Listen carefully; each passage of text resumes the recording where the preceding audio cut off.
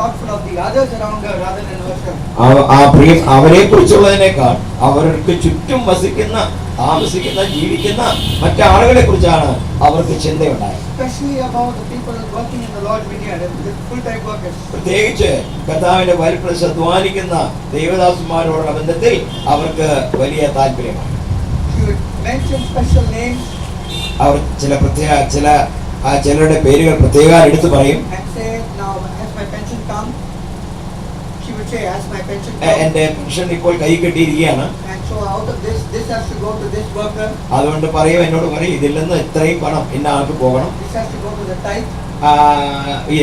മറ്റേത് ദശാംശമായി പോകണം. This has to go to the other worker in Coimbatore. കോയമ്പത്തൂരുള്ള ആ ദേവദാസനെ അയച്ചു കൊടുക്കണം. This has to go to the person, or we have to give this to the person from Kerala. കേരളത്തിൽ നിന്നുള്ള സഹോദരന് കൊടുക്കണം.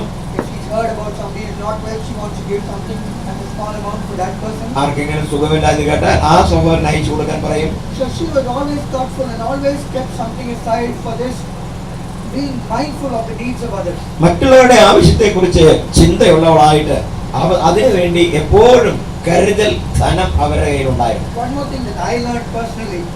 ഞാൻ വ്യക്തിപരമായി അവരിൽ നിന്ന് പഠിച്ച മറ്റൊരു പാഠം Spiritual, always. ആത്മീകത ഉള്ളവളായി. Until she lost her eye. ആ കണ്ണിന്റെ കാഴ്ച നഷ്ടപ്പെടുന്നവരെ She always was, even with great difficulty with one eye, she would always want to read the Bible, and that was something that she would do, sit out in the veranda or sit out on the steps and go read the Bible. ഒരു കണ്ണിന് മാത്രം കാഴ്ചയുള്ള സമയത്തും നിർബന്ധമായി വെളിച്ചം കിട്ടുന്ന സ്ഥലത്ത് ഇരുന്ന് വേദപുസ്തകം വായിക്കാറുണ്ട്. That gave us a precedent that we also need to spend time in the Lord's presence. ദൈവത്തിന്റെ സന്നിധിയിൽ കർത്താവിന്റെ സന്നിധിയിൽ സമയം ചെലവഴിക്കുവാൻ ഞങ്ങളും ബാധ്യസ്ഥരാണ് എന്നുള്ളതിന്റെ ഒരു